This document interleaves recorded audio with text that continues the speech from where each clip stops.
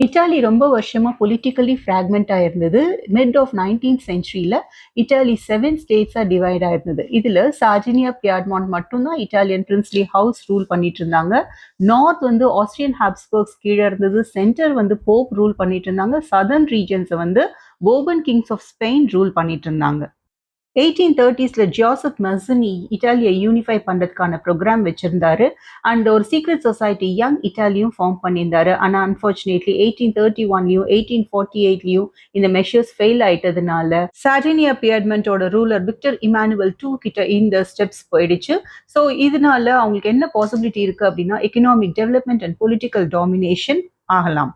Chief minister Cavour இதோட measures எடுக்க ஆரம்பிச்சாரு. He is neither a revolutionary nor a Democrat.